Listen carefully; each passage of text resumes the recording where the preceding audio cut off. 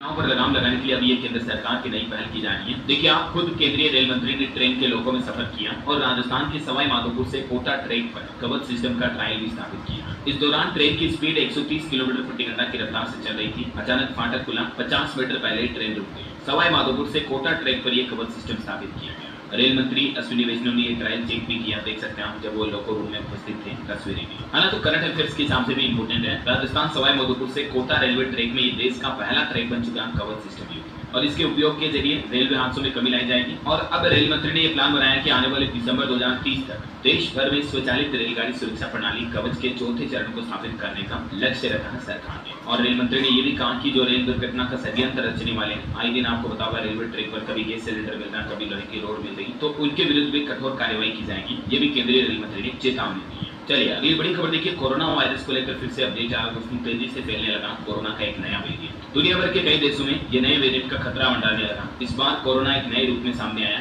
जिसे XEC variant कहा जा रहा है। हालांकि अभी ये हमारे भारत में तो नहीं फैल रहा, लेकिन कई यूरोपीय देशों में इस वेरिएंट के कारण कोरोना संक्रमण के मामले तेजी से बढ़ने लगे हैं। अभी तक इस वेरिएंट के मामले दुनिया के 27 देशों तक फैल चुके हैं। यूरोप, अमेरिका वगैरह में भी इसके मामले सामने देखने को मिले हैं, लेकिन फिलहाल आप टेंशन ना लें, क्योंकि भारत में अभी तक इस नए वेरिएंट के मामले नहीं आए हैं। हालांकि आजकल मौसमी बीमारियां, डेंगू, मलेरिया वगैरह काफी ज्यादा फैल रहे हैं, तो सावधान रहें आप। देखिए, आप दिल्ली में भी एक सप्ताह में डेंगू के 300 से ज्यादा मामले सामने आए हैं। मलेरिया, चिकनगुनिया के मामले भी बढ़े हैं, तो बी अलर्ट। चलिए अगला अपडेट देखिए दोस्तों, सुप्रीम कोर्ट ने कहा कि इस तरह की एजुकेशन देना कोई वेस्टर्न कंसेप्ट नहीं है। भारत में इस शिक्षा की बेहद जरूरत है। इससे यूथ में यानी कि युवाओं में अनैतिकता नहीं बढ़ती है। ये इस तरह की एजुकेशन मतलब समझ रहे हो ना, ये इस शब्द को मैं नहीं बोल रहा हूँ अभी, क्योंकि YouTube वीडियो में पॉलिसी नजर लगा देगा। लेकिन सुप्रीम कोर्ट ने कुल मिलाकर एक फैसले में कहा कि इस तरह की एजुकेशन को युवाओं में बढ़ावा देना चाहिए। कोर्ट ने कहा कि लोगों का यह मानना है कि इस तरह की एजुकेशन भारतीय मूल्यों के खिलाफ है। इसी वजह से कई राज्यों में यौन शिक्षा को अभी बैन भी कर रखा है। लेकिन यही कुछ कारण है कि युवाओं को इस चीजों के बारे में सटीक जानकारी नहीं मिल पाती है, फिर वे इंटरनेट का सहारा लेते हैं, जहां अक्सर उन्हें भ्रामक जानकारी मिलती है। हालांकि जब कई पेरेंट्स या शिक्षक इस बारे में बात भी करते हैं तो शर्मिंदगी जैसी महसूस होती है। लेकिन दोस्तों, सुप्रीम कोर्ट का ये कहना है कुल मिलाकर के कि हमारे समाज में इस तरह की एजुकेशन शिक्षा को बढ़ावा देना चाहिए और खुलकर बात होनी चाहिए। आपका क्या कहना है, क्या राय है इस पर, देखिए कमेंट करके बताओ मुझे। और कल भी सुप्रीम कोर्ट ने एक फैसला सुनाया था, मैंने आपको बताया था, बच्चों के इस तरह के जुड़े गंदे वीडियो देखना या उन्हें डाउनलोड करना भी गंभीर अपराध है। मद्रास हाईकोर्ट का फैसला पलटते हुए सुप्रीम कोर्ट ने कहा कि अदालतें इस शब्द का इस्तेमाल भी न करें, इसलिए तो मैं भी ये शब्द नहीं बोल रहा। चलिए अगला अपडेट देखिए दोस्तों, अब कृषि कानूनों पर टिप्पणी कर फंस गई है बॉलीवुड एक्ट्रेस कंगना रनौत। कांग्रेस ने तो उनके इस बयान पर कहा कि पहला जवाब हरियाणा राज्य देगा, क्योंकि कंगना रनौत ने कहा था दोस्तों कि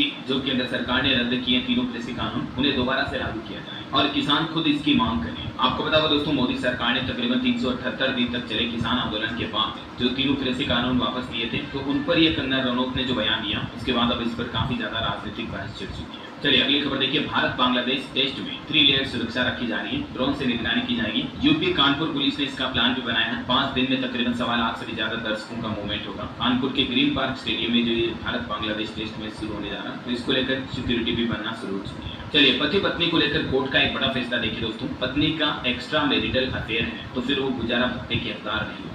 तलाक के एक केस में फैमिली कोर्ट की तरफ से यह बड़ा फैसला सुनाया गया, जहां सरकारी कर्मचारी पति से एक पत्नी ने 40 लाख रुपए की मांग की थी, डिमांड की थी। लेकिन पति ने कहा कि महिला का तलाक के बाद एक्स्ट्रा मैरिटल अफेयर है, यानी शादी के बाद वो गैर पुरुष से संबंध बनाती है। पति के अलावा कई महिलाएं होती हैं जो दूसरे मर्दों से भी रिलेशनशिप रखती हैं, तो ऐसी महिलाएं गुजारा भत्ता पाने के हकदार नहीं होती हैं। एक केस की सुनवाई करते हुए राजस्थान जयपुर की एक फैमिली कोर्ट ने यह बड़ा फैसला सुनाया। वैसे महिलाओं को लेकर एक बड़ी चौंकाने वाली रिसर्च भी सामने आई है। देखिए आप, हमारे देश में कामकाजी महिलाएं पुरुषों के मुकाबले 3 गुना तेजी से बढ़ी हैं। हालांकि बेरोजगारी अभी भी पुरुषों में कम है, महिलाओं में बेरोजगारी का रेशियो ज्यादा है, लेकिन पिछले कुछ सालों में कामकाजी महिलाओं की संख्या यानी वुमन वर्कफोर्स, वुमन वर्कर्स बढ़ी है हमारे देश में 3 गुना तक पुरुषों की तुलना में। देखिए आप, कामकाजी महिलाएं 18% बढ़ी, जबकि पुरुष 5% ही बढ़ पाए। वर्क पॉपुलेशन रेशियो भी आप देख सकते हैं। हालांकि महिलाओं के लिए देश में रोजगार जरूर घट रहे हैं। भारत में बढ़ती बेरोजगारी एक विकराल समस्या का रूप लेती जा रही है। हाल ही में जो सरकार ने खुद नए आंकड़े जारी किए, जिसके हिसाब से हमारे देश में औरतों के लिए रोजगार काफी घटे हैं। ये बड़ी चिंता की बात है। ये महिला और पुरुष के बीच रोजगारी के स्तर के डेटा भी आप देख सकते हैं। वैसे माताओं बहनों के रोजगार को लेकर एक अच्छी खबर भी सामने आ रही। अब खेती किसानी, खेती बाड़ी वगैरह की रीढ़ की हड्डी बनेगी 20 लाख महिलाएं। वुमन पावर को और बढ़ाने के लिए अगले 6 साल में एग्री वैल्यू चेन में नजर आएंगी मात्र शक्ति। 20 लाख से भी ज्यादा महिलाओं, माताओं बहनों को फार्मर्स एग्रीकल्चर सेक्टर में जॉब देने के लिए भी ये प्लान बनाया था।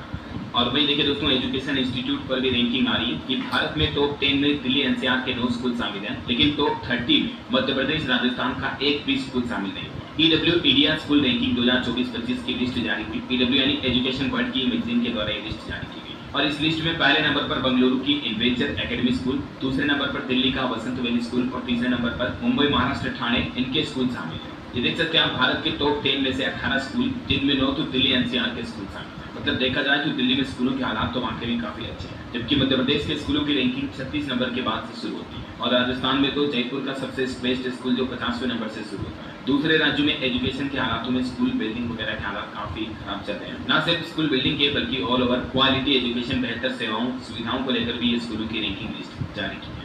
चलिए अगला अपडेट देखिए, स्टूडेंट के लिए एक और अच्छी खबर है दोस्तों। IIT मद्रास ने शुरू किया 500 रुपए फीस का कोर्स। 11वीं 12वीं के बच्चे पढ़ेंगे AI यानी कि आर्टिफिशियल इंटेलिजेंस और डेटा साइंस समेत कई कोर्सेज कर पाएंगे। IIT यानी Indian institute of technology Madras की तरफ से ये 2 ऑनलाइन सर्टिफिकेट प्रोग्राम शुरू किए गए। इन प्रोग्राम में शामिल हो सकते हैं स्टूडेंट। इस ऑफिशियल पोर्टल के जरिए आप पार्टिसिपेट कर सकते हैं। हमारे पार्टनर स्कूल पर क्लिक करना, फिर आपके सामने नया पेज आएगा, ये कुछ स्टेप भी आप देख सकते हैं। ठीक है, लेकिन तारीखों का जरूर ध्यान रखें आप। स्टूडेंट रजिस्ट्रेशन की लास्ट डेट 4 अक्टूबर 2024 ही है। तब तक आप इस ऑनलाइन पोर्टल के जरिए रजिस्ट्रेशन कर सकते हैं। चलिए अगली खबर देखिए दोस्तों, एक बड़ा चौंकाने वाला मामला सामने आया। दिल्ली में किराएदार के बाथरूम और बेडरूम में कैमरे लगवा दिए। व्हाट्सएप की गड़बड़ी से युवती को जब शक हुआ तब आरोपी मकान मालिक का बेटा गिरफ्तार हुआ। तो ऐसे कभी भी मकान, फ्लैट, रूम वगैरह रेंट पर लेते हो तो जरा सावधान रहें, अलर्ट रहें। चलिए अगली खबर देखिए, WHO की तरफ से एक रिसर्च सामने आ रही है आपकी सेहत को लेकर। अच्छी खबर यह है कि मोबाइल फोन का इस्तेमाल करने से कैंसर नहीं होता,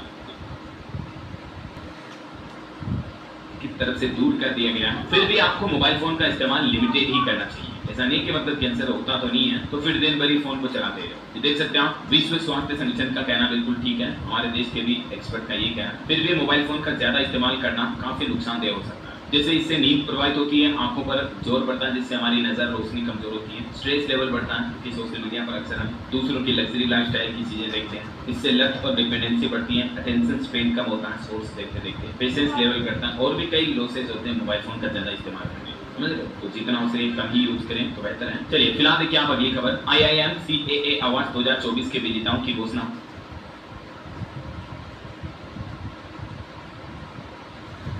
ईयर का पुरस्कार दिया गया। शगुन को कृषि पत्रकारिता का अवार्ड भी मिला। करंट अफेयर्स के हिसाब से ये इंपोर्टेंट है, ध्यान रखिए। चलिए अगली खबर देखिए, तिरुपति मंदिर के लड्डुओं में अब तंबाकू मिलने का भी दावा किया जा रहा है। एक महिला श्रद्धालु बोली कि जब मैंने लड्डू तोड़ा तो कागज के टुकड़े मिले और उसमें तंबाकू लिपटा था। मंदिर के प्रसाद में जानवरों की चर्बी के बाद अब ये तंबाकू।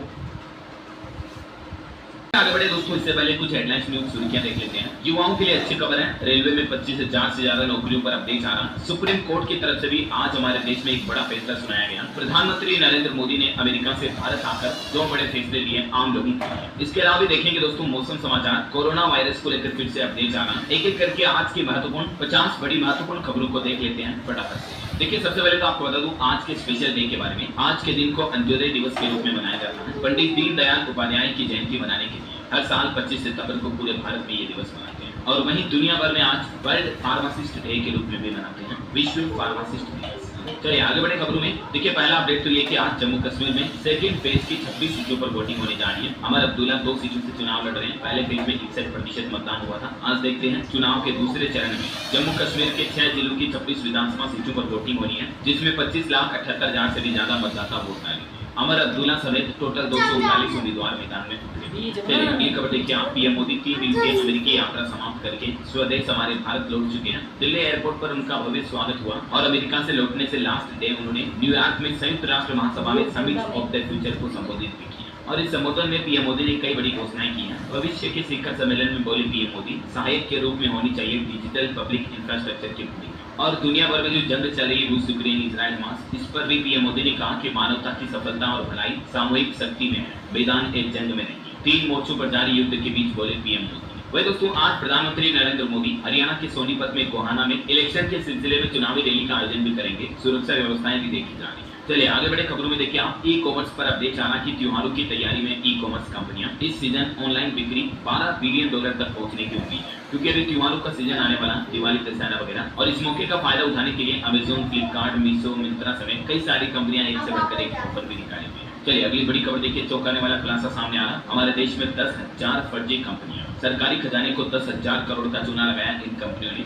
जीएसटी की जांच में ये बड़ा खुलासा सामने आया। टैक्स अफसरों ने एक खुलासा करते हुए कहा कि तकरीबन 10,179 करोड़ की जीएसटी चोरी पकड़ी गई हमारे देश में, और ये चोरी की गई फर्जी कंपनियों के जरिए। डमी कंपनियां बनाई गई जिनका फिजिकल अस्तित्व नहीं है, सिर्फ कागजों में चल रही कंपनियां। अभी भी जीएसटी का चेकिंग अभियान जारी है, जो कि 15 अक्टूबर तक जारी रहेगा। चलिए अगली खबर आनी इकोनॉमी के मोर्चे पर अमेरिका से भी आई गुड न्यूज, भारत रहेगा नंबर 1। दरअसल दुनिया की सबसे बड़ी रेटिंग एजेंसी मूडीज ने एक बार फिर से भारत की इकोनॉमी पर भरोसा जताया है, और मूडीज ने अनुमान लगाया दोस्तों कि साल 2024 में भारत की ग्रोथ रेट 7.1% रह सकती है। मतलब इंडियन इकोनॉमी यानी भारतीय अर्थव्यवस्था अच्छी ग्रोथ में रहेगी, ये मूडीज का अनुमान है। इसके अलावा भी एक और एजेंसी से देश की अर्थव्यवस्था के मोर्चे पर अच्छी खबर आ रही। S&P ग्लोबल रेटिंग एजेंसी ने भी भारत में आर्थिक वृद्धि दर का अनुमान 6.8% पर बरकरार रखा है। वही भारत के लिए एक और बड़े गर्व की बात है, दुनिया में पहली बार भारत एशिया में तीसरा सबसे शक्तिशाली देश बन चुका है। सुपर पावर रूस और जापान को भी पछाड़ते हुए एशिया का सबसे ताकतवर देश बन गया। मोस्ट पावरफुल कंट्री हमारा इंडिया, जो कि भारत के लिए बड़े गर्व की बात है। वाकई में एशिया पावर इंडेक्स में भारत से ऊपर अभी चीन और पहले स्थान पर अमेरिका है, तीसरे स्थान पर जस्ट हमारा इंडिया है, जबकि पाकिस्तान की दूर दूर तक गिनती नहीं है। पाकिस्तान 16वें स्थान पर है, रूस को भी 6ठा स्थान मिला है ताकत के मामले में। तो ये तो कहना पड़ेगा वाकई में हमारी इंडियन आर्मी भी दिनों दिन मजबूत हो रही है, जो कि भारत के लिए। एक्स्ट्रा वाले लिखे नाम, मास्क लगाएं और सीसीटीवी हो, योगी सरकार का नया आदेश। खाने की चीजों में पेशाब और थूक की घटना के बाद उत्तर प्रदेश के मुख्यमंत्री योगी आदित्यनाथ ने सख्त रुख अपनाया। गंदी चीजों की मिलावट करने वालों के खिलाफ कठोरतम कार्रवाई के निर्देश दिए। योगी आदित्यनाथ ने कहा कि प्रदेश में हर ढाबा और रेस्तरां पर मालिक और संचालकों के नाम लिखे जाएं, कर्मचारी मास्क लगाएं और सीसीटीवी भी लगाया जाए। अधिकारियों को इसकी निगरानी करने के निर्देश दिए हैं। देश के विभिन्न क्षेत्रों में घटी ऐसी घटनाओं का संज्ञान लेते हुए मंगलवार को एक उच्च स्तरीय बैठक में मुख्यमंत्री ने प्रदेश के सभी होटल, ढाबों, रेस्टोरेंट आदि संबंधित प्रतिष्ठानों की गहन जांच अभियान, सत्यापन आदि के भी निर्देश दिए। यूपी वालों के लिए गुड न्यूज, योगी आदित्यनाथ ने 70+ उम्र वाले वरिष्ठ नागरिकों के लिए दिए ये निर्देश। उत्तर प्रदेश के मुख्यमंत्री कार्यालय द्वारा दी गई जानकारी के मुताबिक सीएम योगी आदित्यनाथ ने कहा कि प्रधानमंत्री नरेंद्र मोदी की मंशा के अनुरूप 70 साल से अधिक आयु वर्ग के प्रदेशवासियों को आयुष्मान कार्ड का लाभ देने के लिए सरकार प्रतिबद्ध है। उन्होंने अधिकारियों को निर्देश दिए कि इस दिशा में सभी जरूरी कार्य व प्रक्रियाओं को शीघ्र पूरा किया जाए। युवा को लेकर सीएम योगी का बड़ा कदम, खाली पड़े 49,500 पदों पर भर्ती का अफसरों को निर्देश। मुख्यमंत्री योगी आदित्यनाथ ने प्रदेश के युवाओं के लिए बड़ा कदम उठाया। सीएम योगी ने सोमवार को विभिन्न भर्ती बोर्ड और आयोगों के अध्यक्षों के साथ बैठक की। मुख्यमंत्री ने निर्देश दिए कि 49,500 रिक्त पड़े पदों पर जल्द भर्ती प्रक्रिया को पारदर्शी व समयबद्ध ढंग से पूरा कराया जाए। अयोध्या में जमीनों के रेट छूने लगे आसमान, 1200% तक जीएम सर्कल रेट बढ़ाने की मांग। श्री राम जन्मभूमि मंदिर निर्माण के बाद अयोध्या में जमीनों के रेट आसमान छूने लगे। इसके बाद ही भूस्वामियों को प्रस्तावित नए डीएम सर्कल रेट से संतोष नहीं है। जिला प्रशासन की ओर से प्रस्तावित नए डीएम सर्कल रेट को लेकर दावे और आपत्तियां मांगी गई। अब तक जिले से 215 दावे और आपत्तियां दाखिल की गई। उनमें से लगभग 95% लोगों ने जमीन की मौजूदा कीमतों में 200 से 1200% तक बढ़ाई जाने की मांग कर डाली। युवा के लिए नौकरी पाने का मौका। बरेली कॉलेज में 2542 पदों के लिए बृहस्पतिवार को रोजगार मेले का आयोजन किया जाएगा।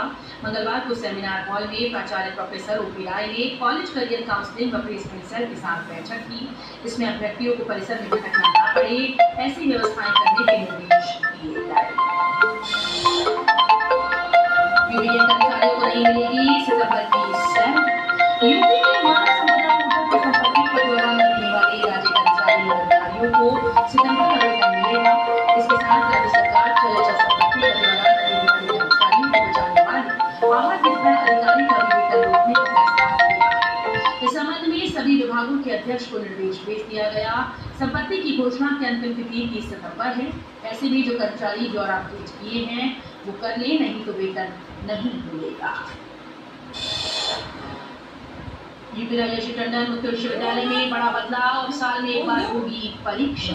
उत्तर प्रदेश राजेश टंडन मुक्त विश्वविद्यालय ने सेमेस्टर प्रणाली को समाप्त कर दिया है।